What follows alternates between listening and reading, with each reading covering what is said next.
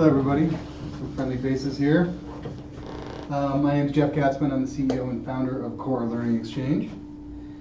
And as many of you may be experiencing in your own lives, and maybe with your own children, our educational system is broken. And we've been teaching our kids as if they're products on an assembly line for 50 years. And this has had some consequences. Oh, and one of them is my text is white all of a sudden. We've slipped internationally as compared to our international counterparts, and we're now 17th in math, 17th in reading, and 21st in science. And really alarmingly, we have a 30% dropout rate of our high school students at the moment. And this has led to some well-funded mandates. There are laws and mandates, and they're being funded. Most notably, I don't know if you saw the announcement most recently, the Chan Zuckerberg initiative. Mark Zuckerberg gave away 99% of his wealth, and his #1 priority was personalized learning. The Race to the Top grant was also personalized learning, and there are, even here in the state of Utah, there is now laws, and there's laws being enacted across the country to adopt digital content and also adopt personalized learning. So there's, it's out there, yet there hasn't really been any effective solutions to solve this problem quite yet. So CoreLearningExchange aims to solve this problem by offering the market a mastery learning platform. It's a new category of content delivery. We combine this idea of micro-credentialing with digital content delivery. And in the use model here, what we're trying to do is allow districts to be able to define what does mastery mean for an individual skill. And they can define for that skill, how is the student going to demonstrate that mastery. And then they allow, so there's a learning target that's set by the teacher, that's this badge or this micro-credential. And then the teachers build playlists, kind of like music playlists, of learning activities to lead the students to that mastery. And at the end of that sequence, they can demonstrate mastery and earn these badges. And the way they build these playlists to lead the students to these micro-credentials is by selecting content from a curated library of digital resources. These resources are sourced from, they're aligned to standards, first of all, so they're discoverable as they relate to the standards that the students are trying to achieve. And they're sourced from digital curriculum publishers, from free open education resources, as well as people that are self-publishing their content. And we provide the mechanism to self-publish by using professional authoring tools. So we're democratizing the creation of content, and we're democratizing the distribution of content by putting it into a marketplace. We sell to the K-12 market 2 editions. We have a partnership with PARC, which is an assessment provider that offers standardized tests, so they're a well-known provider. And for $19 a student, we provide the platform, the authoring tools, plus some free OER content that allows them to use some content, but also these assessments, which allow the teachers to be able to benchmark student performance at the beginning of a semester. So you may have an 8th grader performing at a 3rd grade level in math or a 5th grade level at reading. We can identify where that starting point and that mastery-based progression is, start them from that point, and then teachers using these assessments are enabled to use the formative assessment bank to be able to build assessments, to be able to check formative assessments, to check knowledge and check mastery, and then pre and post tests on every single standard, so that we can benchmark kids coming into instructional sequence and then credential them on the exit. And then the premium edition has everything in there, plus all of the premium content. And that's for $79 per student. And we are offering this from grades 3 through 12. And so the lifetime value of a student starting in grade 3, and if they get all the way through grade 12, is $711. Our platform, this mastery-based approach, actually has broad application beyond just K-12. And I came from the corporate training market, and there is quite a demand for this style of mastery-based learning in the corporate training space. and we are offering just straight up OEM licenses where the companies can define their own mastery sequences and populate it with their own private content. It's a very proprietary, for proprietary data transfer, knowledge transfer. And you can just see the pricing and the scaling as it goes. It's a standard SaaS model.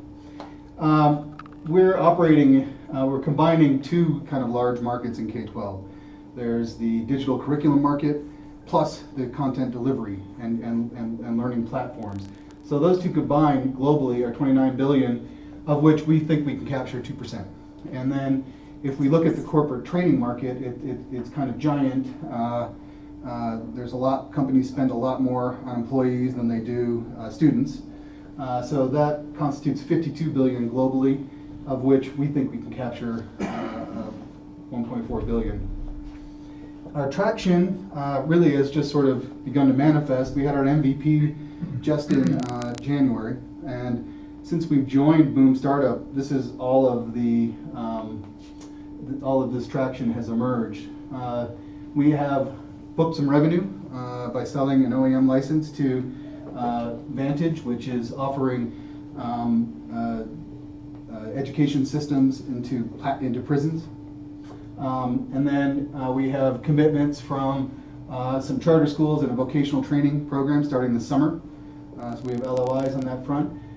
If we move down the chain here, we're just waiting to hear this moment whether they have been able to sell a big deal into the California prison system, and there would be an upsell of being able to sell digital academic content in addition to the sort of the stuff that they use to reform and give parolees or people the ability to get out early. And then we have, you just see how the platform is quite versatile. A security company wants to do it to train their installers, and an auto body franchise wants to use it to create the consistency and the quality of the delivery of their employees. And we have some other academic prospects in the pipeline that are very interesting, of which perhaps this one's very interesting. Highlander Institute in Rhode Island is going to be using our platform to develop professional training for teachers on the concept of personalized and mastery-based learning, and then they can turn around and try these concepts on their students in our platform. So we feel like that might have a really nice network effect, and we are looking for opportunities like that. When we look at the competitive landscape, we measure ourselves by these axes of affordability, and it's more affordable going up, not down, and completeness of vision here. And by this, there are really two sides of this coin that we're putting together. We're merging this idea of a marketplace of digital content, and we're also merging that with this idea of mastery-based learning. And putting these two things together, we sort of stand alone. There are providers that are providing content, and there are providers that are providing platforms, but we're providing all of that together in a very cohesive, easy to purchase, single price point. Our management team is awesome. Between Chris and I, Chris is the CTO, we have been in the corporate training market, each of us for 20 plus years, so between us 40 plus years. Most recently, I was the CEO or the CLO and founder of a company called Xyleme, excuse me. And I grew that company from 2 employees to 150 employees, and we sold $1 million deals to companies like Bank of America and Caterpillar, and designing enterprise class training solutions that were the antecedent of what I'm doing now. They were competency-based platforms for corporate training.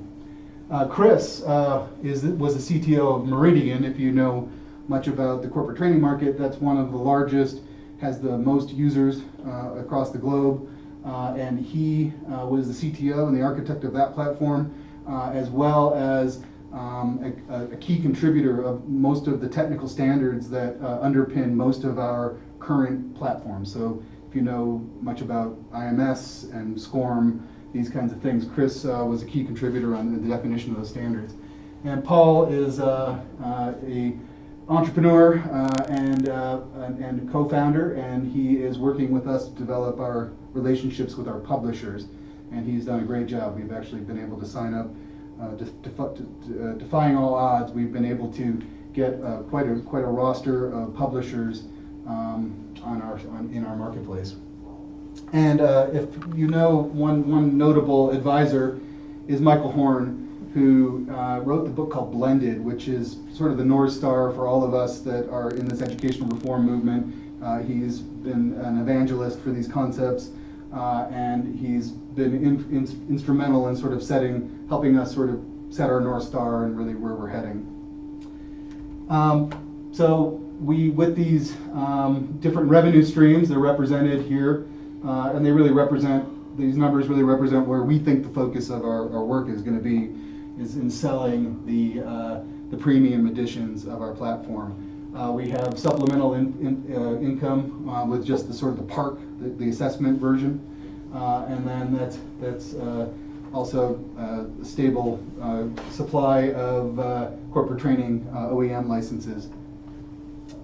And the offer, what we're raising right now is there's a $500,000 note open, of which is half subscribed already. And the terms are 20% conversion rate or a 2.1 cap, whichever is most beneficial to the investor. And we'll be using that money to continue our acquisition, sales, and marketing to try to build up our pipeline. And also, most importantly, support the customers that we have signed up and make sure that they're super successful. And we have more work to do on the platform to make it stable. There's some, we need to do some more work on engineering. So that's my story. Great. Thank you. Questions? Yeah? Good job, by the way. Thank you. Just had a question. In your TAM, your market slide, you show that you guys could capture 1.4 billion of that market, and then your financials show 70 million in 5 years. Do you know? Can you bridge that gap? Is that a 20-year capture rate of 1.4 billion, or how soon do you think you could? Yeah, we think that that's a sort of a 2020 timeline. I may need 5-year timeline. Yeah, I need to look at that. Yeah. Because your revenue shows 70 million. Okay. Yeah. So we actually, well, the way we modeled it out was we think that we were quite conservative in our estimates. That's a capturable market. We think that's the obtainable market, not what we'll attain, but it's what we could attain. So we're actually trying, in the corporate training market, we're trying to kind of get at that really low end of the corporate training platform. If we start to get traction there, we could ramp this up. Our main mission is education, so we're trying to just level out. But what we've been struggling with, I guess, is that the education market has two big events. There's two buying seasons, and so there's two spikes in the thing, and then it's famine or feast. And so we were trying to find some sort of way, having experience in the corporate training space and without having to do any real modifications to the platform at all. We could just sell OEM licenses, and so we think we can knock out a couple a month is sort of the way we modeled that. Well, on this slide, it's 3 times the revenue of your school model. Yeah. And so. Well, that's a good catch. That's where a lot of focus should be if that's the case. Yeah. Well. But it's up to you.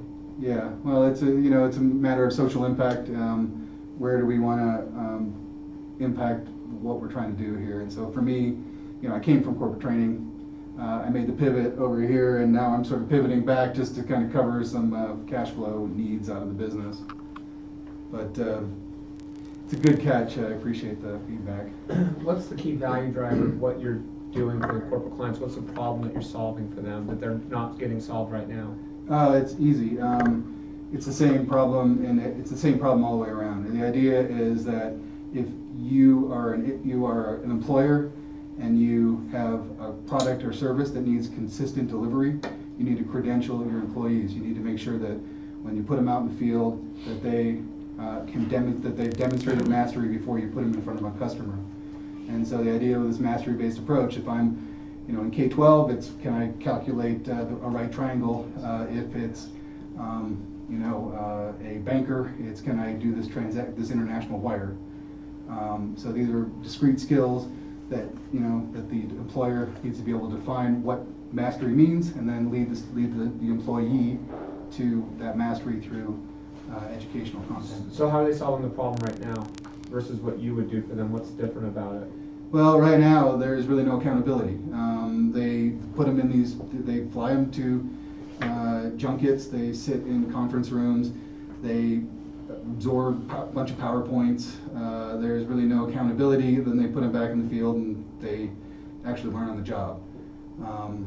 And that's pretty much the way things work now.